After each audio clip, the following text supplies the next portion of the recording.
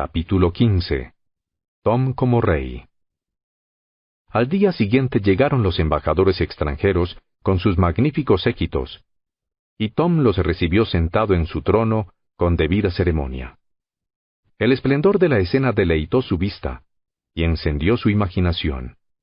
Mas como la audiencia fue larga y tediosa, lo mismo que la mayoría de los discursos, lo que empezó como un placer, poco tardó en convertirse en aburrimiento y nostalgia.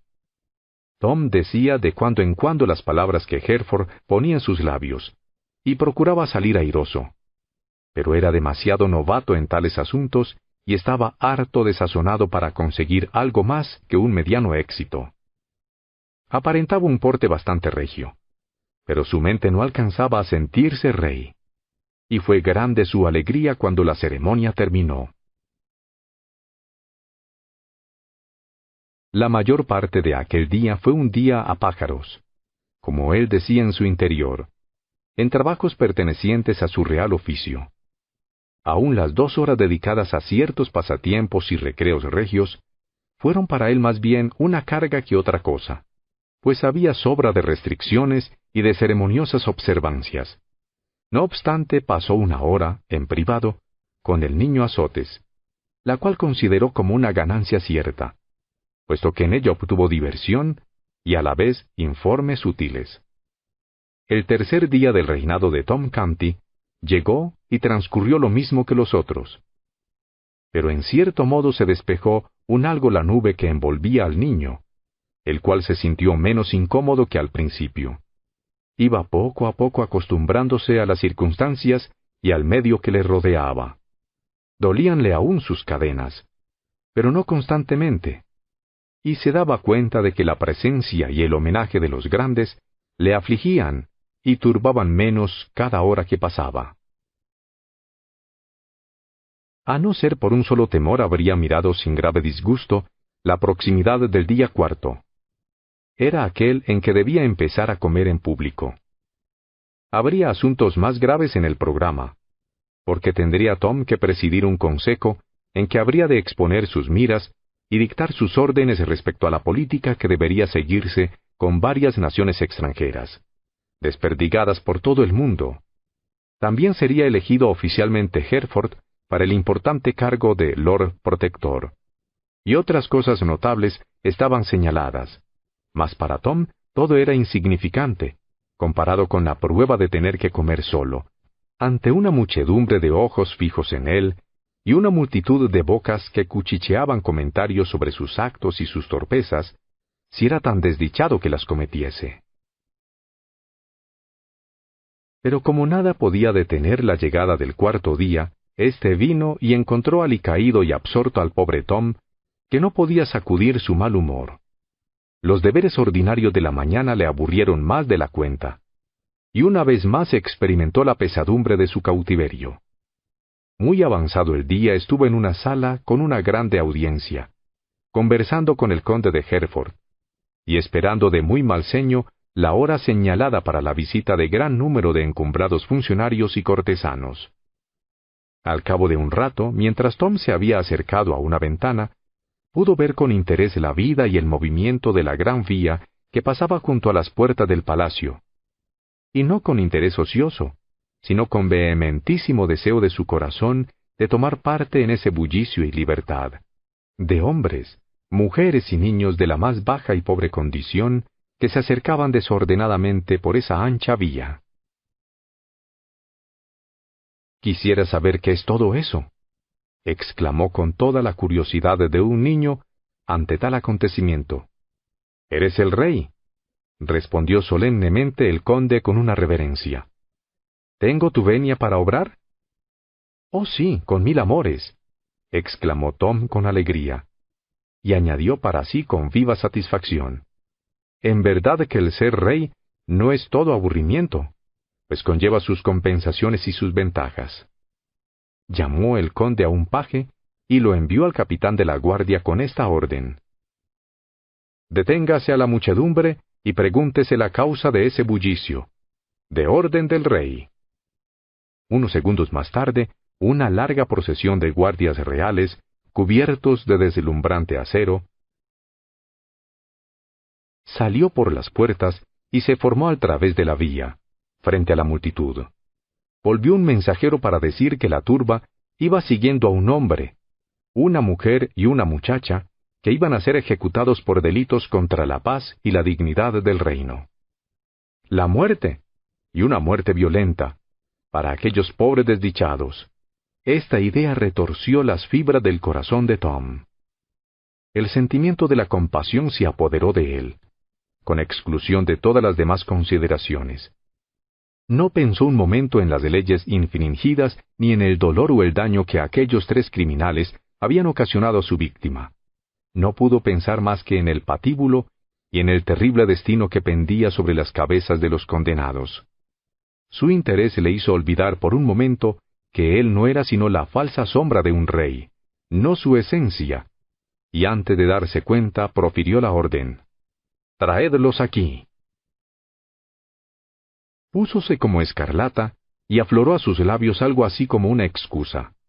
Pero al observar que su orden no había provocado sorpresa en el conde ni en el paje de confianza, reprimió las palabras que se disponía a pronunciar. El paje, de la manera más natural, hizo una profunda reverencia, y andando de espaldas salió de la cámara para dar la orden.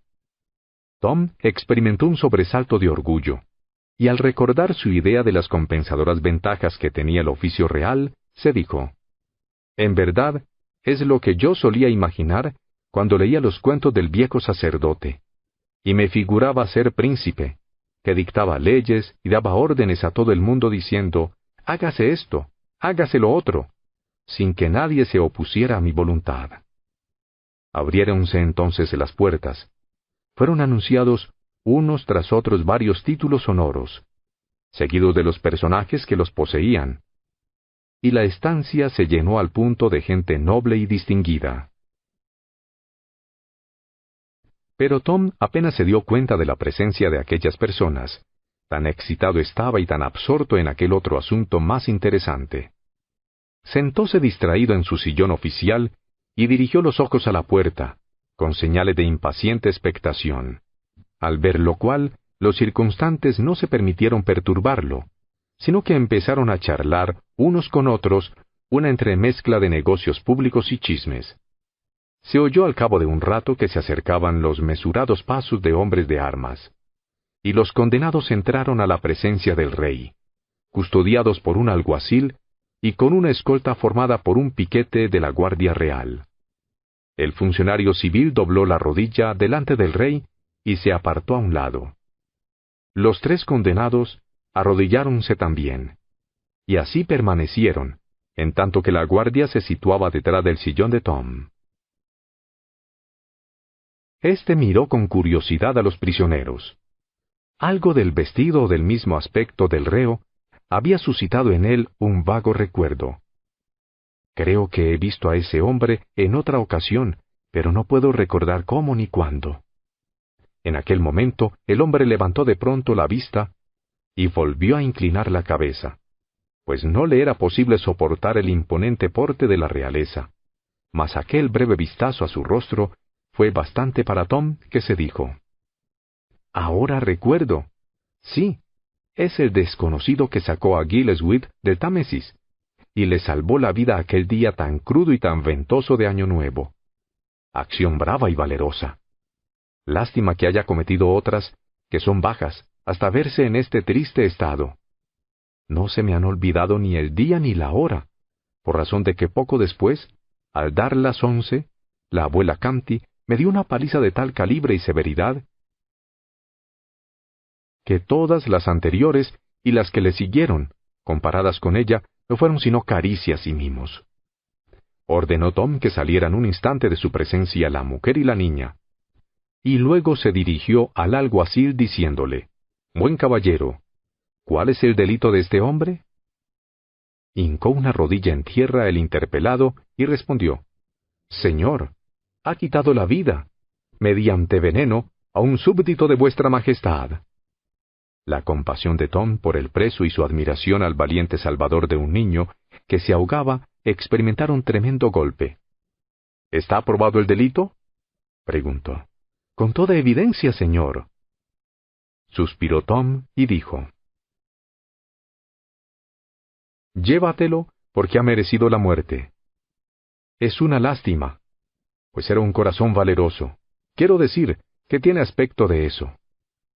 El preso cruzó las manos con fuerza y las retorció desesperadamente, clamando al mismo tiempo al rey con desgarradas y grandes voces: «Oh, mi señor y rey, si puedes apiadarte de los perdidos, ten piedad de mí. Soy inocente. Lo que me imputan no se ha probado ni mucho menos. Pero no hablo de eso. Se ha dictado contra mí una sentencia, y no puede ser alterada. Mas en mi desesperación te suplico una gracia, porque mi destino es peor de lo que puede imaginarse. Una gracia, oh mi señor y rey. Que tu regia compasión acceda a mi ruego. Da orden de que me ahorquen». Tom estaba asombrado. No era esto lo que él había previsto. «Por mi vida que es extraña la gracia que pides. ¿No era esa la muerte que te preparaban? Oh, mi señor, no era esa. Se ha mandado que me hiervan vivo». Esa horrenda sorpresa que conllevaban estas palabras casi hizo saltar a Tom de su silla. En cuanto pudo recobrarse, exclamó: «Se hará según tu voluntad, infeliz. Aunque hubieras envenenado a 100 hombres, no deberías sufrir tan miserable muerte». El prisionero se inclinó hasta tocar el suelo con el rostro, y estalló en frenéticas exclamaciones de gratitud que terminaron de esta suerte: «Si alguna vez, lo que Dios no quiera, llegaras a conocer el infortunio, ojalá se recuerde y se recompense tu bondad para conmigo en el día de hoy». Tom se volvió al conde de Hereford y le dijo: «Milord, ¿es concebible que haya podido dictarse una sentencia tan feroz contra ese hombre? Esa es la ley, señor, para los envenenadores. En Alemania los monederos falsos son hervidos en aceite hasta que mueren, pero no echándolos de súbito, sino dejándolos caer poco a poco atados a una cuerda, primero los pies, luego las piernas, después... Oh, no sigas, milord, te lo ruego. No puedo soportarlo», exclamó Tom, cubriéndose los ojos con las manos para apartar de sí la horrible escena. «Te ruego que ordenes que se cambie esa ley, que no haya más pobres criaturas sometidas a ese tormento». El semblante del conde mostró profunda satisfacción, porque era hombre de impulsos generosos, cosa no muy frecuente en su clase en aquella edad feroz. «Esas nobles palabras tuyas», dijo, «han sellado la condena de esa ley. La historia lo recordará en honor de tu casa real». El alguacil se disponía a llevarse al preso, mas Tom le hizo un signo de que esperara y le dijo: «Quiero enterarme mejor de este asunto. Dice ese hombre que su crimen no se le probó. Cuéntame lo que sepas de ello». «Con la venia de vuestra majestad, en el juicio se demostró que ese hombre entró en una casa de la aldea de Islington, donde había un enfermo. 3 testigos dicen que entró a las 10 de la mañana, y otros 2 que unos minutos más tarde. El enfermo estaba a la sazón solo y durmiendo. Ese hombre no tardó en salir y proseguir su camino. El enfermo murió al cabo de 1 hora, desgarrado por espasmos y estremecimientos». «¿Vio a alguien cómo le daba el veneno?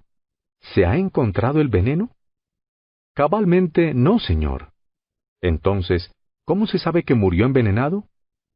«Porque los doctores atestiguaron que nadie muere de esos síntomas sino por veneno». Esta era una prueba de gran peso en aquellos crédulos tiempos. Tom comprendió su formidable carácter y dijo: «Los médicos saben su oficio. Digamos que tuvieran razón. El asunto presenta mal cariz para este pobre hombre». «Pero no fue eso todo, majestad. Hay más y peor. Muchos testificaron que una bruja, que después desapareció de la aldea, nadie sabe a dónde, vaticinó, y lo dijo en secreto a varias personas, que el enfermo moriría envenenado, y que además le daría el veneno un desconocido de pelo castaño y de ropas comunes y usadas. Y así este preso respondía a la descripción. dígnese vuestra majestad dar a esa circunstancia el solemne peso que merece, en vista de que fue vaticinada. Este era un argumento de tremendo peso en aquellos días de superstición. Tom se dijo que no había más que hablar, y que, si de algo valían las pruebas, la culpa de aquel hombre estaba demostrada. Sin embargo, ofreció una tabla de salvación al preso, diciéndole: «Si puedes alegar algo en tu favor, habla». «Nada que pueda ser de provecho, señor. Soy inocente. Mas no puedo demostrarlo. No tengo amigos. Pues si los tuviera podría probar que no estuve aquel día en Islington. También podría demostrar que a la hora que dicen, estaba a más de 1 legua de distancia, porque me hallaba en la escalera vieja de Wapping. Y aún podría demostrar que cuando dicen que estaba quitando una vida, estaba salvándola, un niño que se ahogaba». «Calla. Alguacil, dime qué día se cometió el delito». «A las 10 de la mañana, o unos minutos más tarde del 1 de año». «Entonces que el preso quede en libertad. Es la voluntad del rey». A estas palabras tan poco propias de una majestad, siguió otro sonrojo, y el niño encubrió su poco decoro lo mejor que pudo, añadiendo: «Me enfurece que se ahorque a un hombre con pruebas tan pobres y tan descabelladas». Un susurro de admiración recorrió la asamblea. No era admiración por la orden que dictaba Tom, porque la conveniencia o la necesidad de perdonar a un convicto de envenenamiento eran cosas que ninguno de los presentes se hubiera creído con derecho a discutir ni a admirar. No. La admiración era por la inteligencia y la decisión que Tom había demostrado. Algunos que comentaban en voz baja decían: «Este no es un rey loco, está en su sano juicio. Cuán cuerdamente ha hecho las preguntas, y cuán digna de cómo solía ser su antepasado ha sido su contundente manera de zanjar el asunto.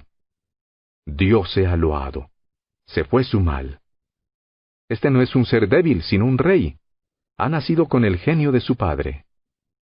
Como el ambiente estaba tan dispuesto al aplauso, necesariamente llegó algo de ello al oído de Tom Canty, con el efecto de ponerle muy a sus anchas, y llenar su manera de obrar de muy placenteras sensaciones. No obstante, su juvenil curiosidad pronto superó esas halagüeñas ideas y sentimientos. Tenía ganas de saber qué clase de delito podían haber cometido la mujer y la niña. Y así, por su mandato, trajeron a su presencia a las 2 aterradas y sollozantes criaturas. «¿Qué es lo que han hecho éstas?», preguntó al alguacil. «Se les imputa, señor, un negro crimen y bien probado, por lo cual los jueces han decretado, con apego a la ley, que sean ahorcadas. Se han vendido al diablo. Tal es su crimen». Tom se estremeció. Habíanle enseñado a detestar a la gente que cometía tan viciosa acción. Sin embargo, como no estaba dispuesto a privarse del placer de saciar su curiosidad, preguntó: «¿Cómo y cuándo sucedió esto?». «Una noche de diciembre, en una iglesia en ruinas, majestad». Tom se estremeció de nuevo. «¿Quién estaba presente?». «Esas 2 y el otro». «¿Han confesado?». «No, señor. Ellas lo niegan». «Entonces, ¿cómo se supo?». «Porque ciertos testigos las vieron encaminarse allá, majestad. Esto provocó sospechas, y sus efectos las han confirmado y justificado. En particular está demostrado que por el perverso poder que así obtuvieron, invocaron y provocaron una tormenta que devastó toda la comarca. 40 testigos han declarado que hubo tormenta, y con facilidad se habrían podido encontrar 1000, porque todos tuvieron razón para recordarla, ya que fueron sus víctimas. Ciertamente esto es un grave asunto».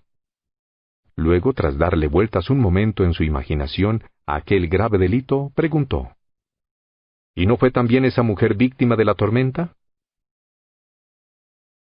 Varias cabezas ancianas, entre los allí presentes, hicieron movimientos como de alabar la prudencia de la pregunta. Mas el alguacil no vio nada de importancia en ella, y respondió sin rodeos: «Sí, por cierto, señor, y más que nadie. Su casa resultó destrozada, y ella y la niña quedaron sin techo. A mi ver le costó caro el poder de hacer tan mal tercio. La engañaron, por poco que pagara por ello. Y si pagó con su alma y la de su hija, eso demuestra que está loca, y estando loca no sabe lo que hace, y por consiguiente no delinque. Las cabezas de los ancianos asintieron en reconocimiento a la sabiduría de Tom, una vez más, y uno de ellos murmuró: «Si el rey está loco, de acuerdo con el diagnóstico, es entonces una locura de tal jaez que mejoraría la cordura de algunos que yo me sé, si por la gentil providencia de Dios pudieran ellos contagiarse». «¿Qué edad tiene la niña?», preguntó Tom. «9 años». «Por las leyes de Inglaterra, ¿puede una niña celebrar pactos y venderse a sí misma, milord?», interrogó Tom, dirigiéndose a un entendido juez. «La ley no permite que un niño celebre ningún pacto importante ni intervenga en él, señor, pues considera que su razón no está capacitada para tratar con la razón madura y los planes perversos de las personas mayores que él. El diablo puede comprar a un niño, si se lo propone, y el niño convenir en ello, pero no a un inglés, porque en este último caso el trato sería nulo e inválido». «Parece cosa harto poco cristiana y mal discurrida», exclamó Tom con sincero entusiasmo. «Que la ley de Inglaterra niegue a los ingleses privilegios que concede al diablo». Este nuevo modo de considerar el asunto provocó muchas sonrisas, y quedó en la memoria de muchos, para ser repetido en la corte como prueba de la originalidad de Tom, así como de sus progresos hacia su salud mental. La vieja culpable había cesado de sollozar, y estaba pendiente de la palabra de Tom, con creciente interés y mayor esperanza. Dióse cuenta el niño, y sintió que sus simpatías se inclinaban hacia ella en su peligrosa y desamparada situación. Luego preguntó: «¿Cómo lograron provocar la tormenta?». «Quitándose sus medias, señor». Esto dejó asombrado a Tom y aumentó su febril curiosidad. «Es maravilloso», exclamó con vehemencia. «¿Produce siempre esa acción tan terribles efectos?». «Siempre, señor. Por lo menos, si la mujer lo desea y pronuncia las palabras necesarias, bien con la lengua, bien de pensamiento». Tom se volvió a la mujer y dijo con impetuoso celo: «Ejerce tu poder. Quisiera ver una tempestad». Palidecieron súbitamente las mejillas de los supersticiosos circunstantes, a quienes invadió un deseo general, aunque escondido, de largarse más que deprisa. Se le escapó todo esto a Tom, que no pensaba en otra cosa sino en el exigido cataclismo. Al ver la expresión de perplejidad en el rostro de la mujer, añadió excitado: «No temas, nada te pasará. Es más, quedarás libre. No te tocará nadie. Da muestras de tu poder». «Oh rey y señor, no lo tengo. Se me ha acusado falsamente». «¿Hablas por temor? Ten bien puesto el corazón. No sufrirás daño. Provoca una tormenta, por pequeña que sea. No quiero nada en grande ni dañoso. Antes bien prefiero lo contrario. Hazlo y salvarás tu vida. Quedaréis libre tú y tu hija, con el perdón del rey, y a salvo de daño o maldad de nadie del reino». Prosternóse la mujer y protestó bañada en llanto que no tenía poder para hacer el milagro, pues de tenerlo, defendería de buen grado la vida de su hija solamente, contenta de perder la suya, si por su obediencia al mandato del rey pudiera alcanzar tan preciada gracia. Insistió Tom, y la mujer persistió en su declaración. Finalmente dijo el niño: «Me parece que esa mujer ha hablado verdad. Si mi madre estuviera en este lugar, y tuviera poderes del diablo para semejantes funciones, no habría vacilado un momento en provocar la tormenta y dejar en ruinas todo el país. A cambio de obtener la salvación de mi vida a cualquier precio que fuere. Todas las madres están vaciadas en el mismo molde. Quédase libre, buena mujer, y lo mismo tu hija, porque yo te creo inocente. Ahora no tienes ya que temer. Una vez perdonada, quítate las medias. Y si puedes provocar una tormenta, yo te haré rica. La redimida criatura lanzó a voces su gratitud y se dispuso a obedecer, mientras Tom la contemplaba con avidez y algo de temor. Al propio tiempo los cortesanos manifestaron visible desasosiego e inquietud. La mujer desnudó sus piernas y las de la niña, y evidentemente hizo todo lo posible por recompensar la generosidad del rey con un terremoto. Pero la prueba resultó un fracaso y un desencanto. Tom suspiró y dijo: «Vamos, buena mujer, no te molestes más. Tu poder se ha desvanecido. Vete en paz y sigue tu camino. Y si alguna vez recuperas tal poder, no me olvides, y dame una tormenta».